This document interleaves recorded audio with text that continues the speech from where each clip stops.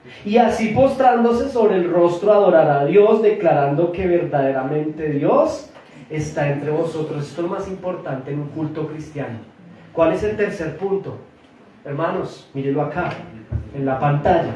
La predicación de una iglesia local bíblica, cristiana, verdaderamente debe ser la base fundamental del culto cristiano.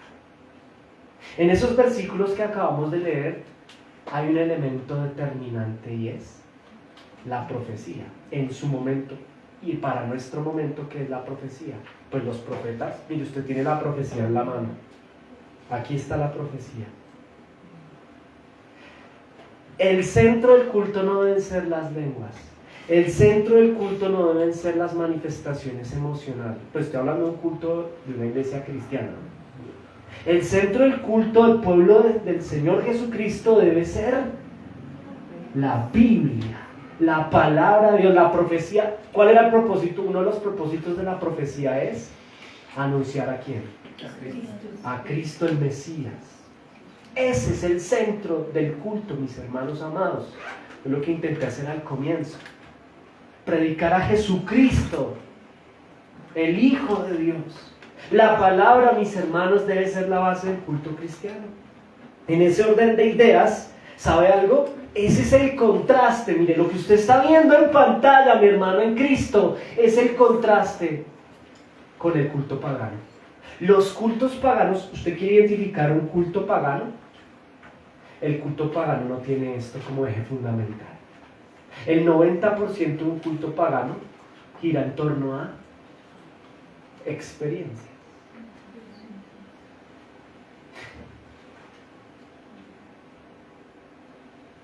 No es sino lo que es.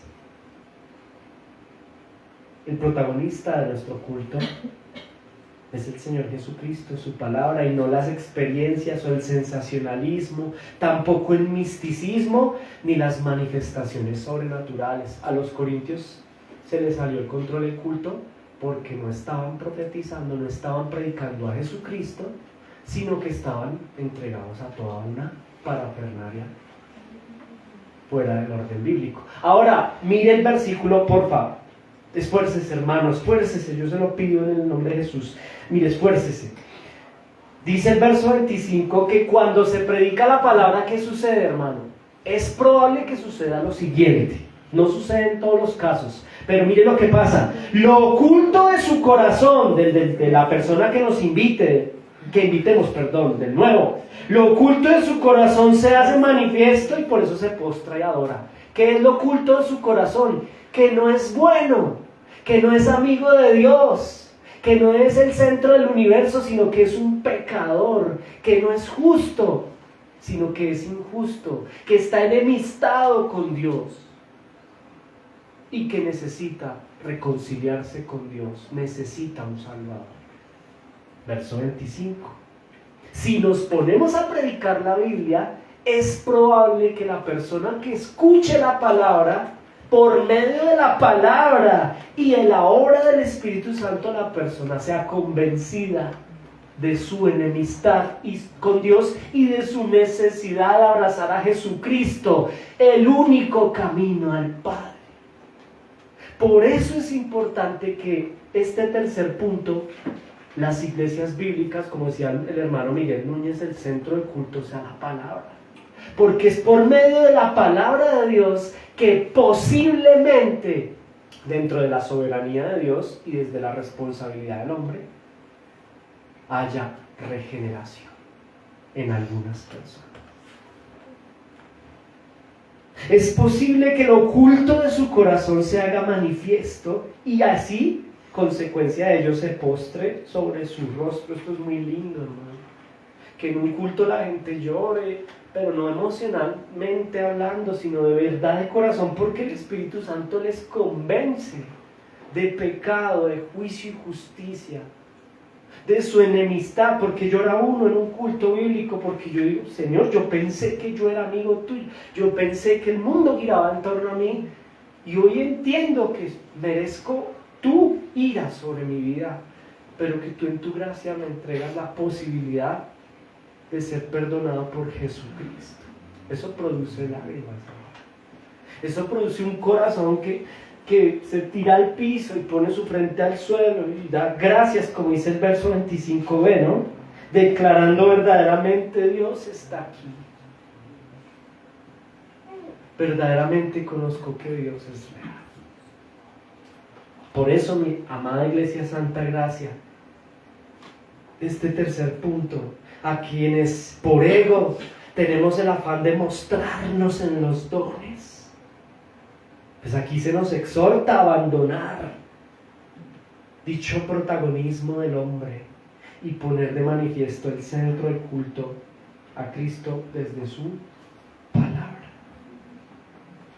El centro del culto es la predicación seria, exhaustiva de la palabra de Dios. De hecho, mira el verso 19, ahí mismo en el capítulo 14, verso 19. Pero en la iglesia prefiero hablar 5 palabras con mí para enseñar también, enseñarles que, hermanos, la palabra de Dios, la predicación debe ser el centro del culto de la verdadera iglesia. Listo. Hemos aprendido 3 dogmas, 3 doctrinas fundamentales dentro del culto del pueblo de Dios. La primera, ¿cuál fue? Un culto con amor. Si no tengo amor, capítulo 13, así, no hay nada.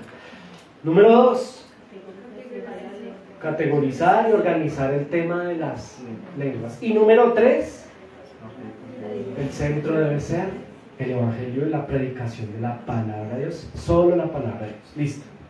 Voy a terminar con un aplicativo rápido, hermanos, porque aprendimos dogmática, pero como yo les decía al comienzo, iglesia, el Señor le dio una habilidad a Pablo tremenda para manejar la dogmática y al mismo tiempo el aplicativo para la vida del creyente.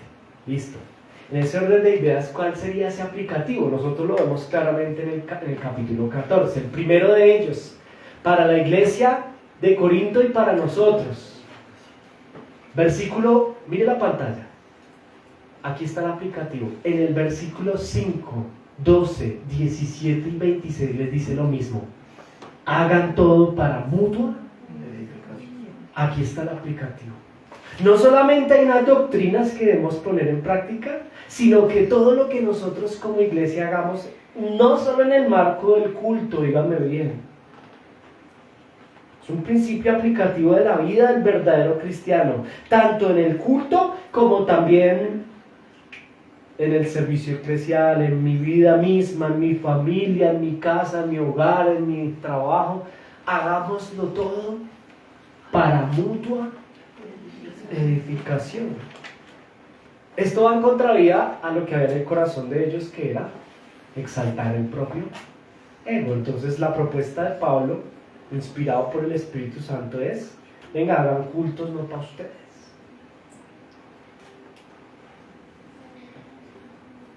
Y ahí es donde yo dejo de tomarme fotos con mi guitarra. ¿Para qué? Para que me miren y crean, ay, es que es. No, más bien hagámoslo para la mutua edificación. No la individualidad o la exaltación del ego. Miren, hermanos, no solo, como lo dije antes, al interior de la iglesia, sino en mi matrimonio, hermano en Cristo, en mi contexto laboral y en mi familia. Todas las decisiones que tomemos en la vida como cristianos deben girar en torno a este principio aplicativo, la mutua. Por ejemplo, cuando usted va a visitar a sus suegros en el campo del matrimonio, de la familia, o a sus tíos, usted y yo tenemos 2 opciones, hermano en Cristo. Y la opción más viable es esta: lo que hagamos allá en la mesa, en la sala, hagámoslo para mutua, sin mi comentario, sin mi cara, sin mi actitud. No es para la mutua edificación. Pues no estoy poniendo en práctica el aplicativo al cual nos invita el Señor aquí. Estoy utilizando un ejemplo en el marco de la familia. Piensa en el culto, que es el tema central del capítulo 14. Si yo vengo acá y mi cara, mi actitud, mis palabras en el marco del culto no son para la mutua edificación, tengo que corregir, hermanos. Porque venir a la iglesia del Señor Jesucristo debe hacerse con una actitud en pro de la mutua. Yo le digo a usted una cosa. Si usted sale ahorita, no sé, es un ejemplo, y le dice a un hermano qué le pareció la prédica de hoy, tenaz, ¿no? Eso edifica a su hermano. Y sí, pues te da la razón. Mauricio predica mal, no sabe, yo sí sé, porque eso piensa uno cuando escribe, y yo sí sé, él no sabe. Hermano, examinemos nuestro corazón. Eso edifica a su familia en Cristo. Eso edifica su contexto familiar. Ese comentario que usted hace en su casa frente a la iglesia hace que su esposo, su esposa, sus hijas, sus hijos sean más cristianos o sean más terrenales. Ha aportado su comentario, su actitud y su manera de ser a la edificación de su familia en Cristo, de su familia en su hogar, de su círculo social, o por lo contrario su actitud y mi actitud lo que hacen es, ¿qué es lo contrario a mutua edificación, hermanos? Destruir. Y mientras sabemos, quienes no sabemos nada, pero lo intentamos edificar, hay quienes saben mucho, pero lo que hacen es destruir. Por eso el apóstol Pablo le dice, muy lindos, muy divinos, pero todo lo que hagan, háganlo para mutua edificación. En su matrimonio, hermana en Cristo y hermano en Cristo, cuando usted está discutiendo con su esposo, lo que usted le dice a él, ¿lo edifica o lo destruye? A veces en el matrimonio nosotros ¿cómo decirlo? El acaloramiento en la discusión se pone complicado y uno empieza a decir cosas hirientes, ¿no? Eso es pecado, hermano, porque eso no edifica. Entonces es mejor quedarse callado, porque no nos estamos edificando mutuamente, sino que nos estamos estirando, destruyendo todo lo que Dios unió, lo que el Señor ha hecho con nosotros. Procuremos en ese orden de ideas, más que la satisfacción individual, es que a mí me satisface individualmente mi ego, criticar al pastor, criticar el servicio de la hermana, porque es que ese piso le quedó, si vio cómo limpió el piso, ¿no? Cambio, ese comentario tiene detrás algo. Yo sí lo hago bien. ¿A quién le interesa? Aquí estamos funciona la mutua edificación y no a la destrucción colectiva. Y el segundo y último, hermanos, en Cristo. Usted lo ve en el pasaje, desde el aplicativo. Hagan todo. Lea el verso 40, por favor. Verso 40 del 14 dice, refiriéndose al culto, ¿no? Un culto cristiano, un culto cristocéntrico, dice, pero hágase todo decentemente y con orden. Ese es un culto bíblico. Ay, no, a mí no me gusta tu iglesia. ¿Por qué? Porque es que allá todo es como tan ordenado. No hay una manifestación libre. No, hermano, pues no.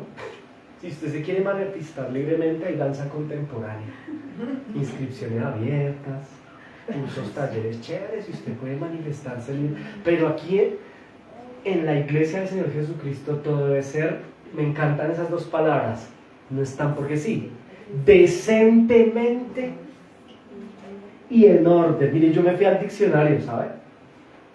¿Qué es decentemente? Acá tengo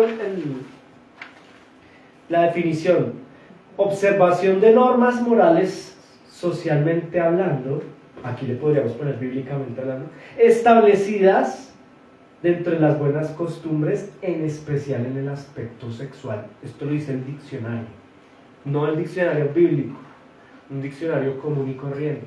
Si usted lo googlea, le va a salir esto: observación de normas morales, especialmente buenas costumbres desde el ámbito sexual. ¿Cómo? Entonces eso resignifica el versículo, porque usted va y mira que en el 40 Pablo les dice, y tiene sentido, ¿qué se hacía en el Acrocorinto a la diosa de la sexualidad Afrodita? Pues unos bacanales espantosos, y Pablo les dice a ellos, sean decentes, sean ordenados. Es decir, la manera de vestir, varones y mujeres, no solo en el marco del culto, en la vida misma, debe ser para edificación de tu hermano. Mujeres preciosas, amadas hermanas en el Señor, hay que evaluar muchas veces porque no tenemos de pronto la intención pero culturalmente ha sido un hábito vestirnos así, ¿no? Sin caer en el legalismo. No caiga en el legalismo, por favor, se lo suplico, pero evaluemos lo que estamos estudiando. El culto debe ser decente, mi manera de vestirme debe ser apropiada, y que mi hermano que está al lado mío o atrás, en el caso de las hermanitas, respetuosamente he dicho que tu manera de vestirte no sea piedra de tropiezo para que el hermano se distraiga mirando la figura de tu cuerpo o lo que tú implícitamente, sin querer queriendo, como el chapulín, quieres mostrar. Esto es muy tremendo. Y no solo en el culto, hermanos, en la vida misma. ¿Qué propósito una hermana en Cristo o un hermano en Cristo también no tiene sentido? O sea, nadie quiere ver tus músculos, hermano. O sea, ni que vas al gimnasio y todo eso. Miren, Pablo le dice a Timoteo, hermano, vea, el trabajo corporal a la final es vano. Más bien estudia, lea, dedícate a la lectura. Así le dice. Con esto no le estoy diciendo que ya usted pagó el gimnasio. El problema no es el gimnasio ni el ejercicio, el problema es lo que hay en nuestro corazón. Decentemente y en orden. Mire, la palabra orden en el diccionario dice absolutamente todo. Orden, nadie se entrega. Perdón. Orden. Colocar las cosas donde corresponde. Eso es orden. Colocar las cosas donde corresponde. En el marco del culto y en el marco de la vida misma, hermanos. No solo para el culto, sino en la vida en general del creyente, en tu casa, hermano, escúchame, la milla extra. Al interior, no solo de la iglesia local, hay hermanos que se rayan conmigo, dicen los muchachos, se rayan, se molestan porque yo le decía al hermano, dicen esto, yo no sé si es un problema o una virtud, pero me gusta todo bien hecho. Todo tiene que estar bien hecho. No tiene pila el reloj, ya, eso es grave, hermano. No, en serio, eso es grave. ¿Por qué? Porque el reloj es la herramienta que nos hace empezar y terminar a tiempo. Ay, relájese, que mire, no se relaje tanto, hermano, porque es que en orden hay que hacer las cosas. Ay, pero yo no puedo entonces espontáneamente aquí venir y danzarme Ay, hermano, mire, yo no sé qué decirle a usted al respecto, porque tampoco podemos pecar y pasar entonces a reprimirse. Eso tampoco es sano, ¿sabe? Eso no es sano tampoco, entonces reprimirnos. La oración puede ser espontánea, levantar las manos, aplaudir, pero en orden y con decencia. Ya habrá momentos donde si ya estamos percibiendo que hay desorden, que de pronto ya el hermano, ¡amén! No, ya usted, hermano, cállese, hermano, porque ya no es ordenado ni decente, sino su aplauso ya está irritando al otro hermanito y ya es incómodo. Ahora, este aplicativo, ojo, escúcheme por favor, no solo dentro del culto, cristianos, en nuestra casa debe haber decencia y orden. Cristianos que no son ordenados, en su casa, en sus horarios, en su economía. Hay cristianos que no son ni decentes ni organizados en su vida, en su economía no son ordenados, siempre piden prestado.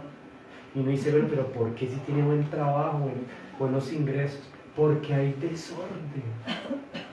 Desordenados, como lo dije anteriormente, en sus casas, que pronto uno va a visitar al hermano de sorpresa, bueno, que nosotros no somos así, somos Pero uno, o entra uno al carro del hermano, ya me embalé porque si entra al carro y eso, uy, hermano, huele a cebolla, huele a...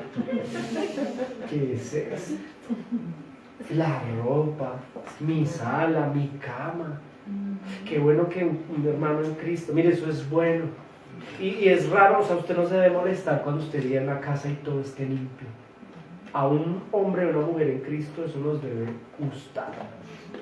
Y nos debe preocupar que exista desorden, porque Dios es un Dios de orden. Tanto en el culto como en mi casa, en mis horarios, cristianos que llegan tarde a todo lado, al trabajo, es por desorden. Hagan todo en orden. En sus emociones, un desorden. Ay, hoy me gusta, mañana no. Pero después como que me gusta el otro. Y ella también. Y eso es un problema y no se sabe, y hay un desorden emocional y al final no hay un piso, no hay un fruto. Desorden en el estudiar.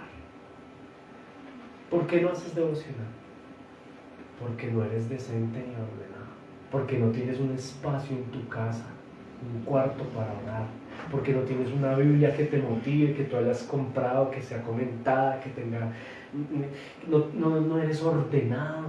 Porque te sientas a estudiar y eso como la lámpara al azar y no hay un orden. Entonces pues uno no tengo un orden.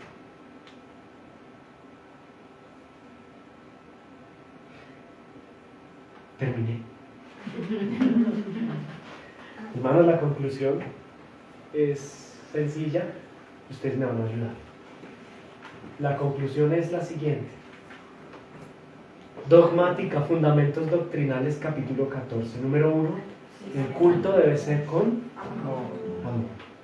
Número 2, hay unas categorías del don de las lenguas que las aprendimos hoy, la xenoglose, la glosolalia. La conclusión de aquí, este segundo punto es sencilla, hermanos. Para nosotros, quienes somos cristianos, digamos que ortodoxos, somos cesacionistas, pues no hay problema. Para el que insiste en que pues los dones son vigentes y el Señor todavía, bueno, listo, si no hay intérprete, que calle, ¿listo? Y dogmática número 3, la predicación de la Biblia debe ser el fundamento, el centro del culto de una iglesia cristiana. Como lo hemos dicho, no me cansaré de repetirlo: teatro, payasos, títeres, conciertos, eso no es una iglesia bíblica, donde la mayoría del tiempo del culto de 2 horas, 1 hora y 20 son lenguas, gritos, brincos, la obra de teatro, la historia de la pastora, de cómo se cuadró con el pastor. Eso, mi hermano, ¿eso a usted qué le edifica, hermano? La predicación debe ser la base del culto. ¿Listo? Y en el aplicativo, hermanos, pues hagamos todo para mutua edificación y hagamos todo decentemente. Pongámonos de pie, por favor.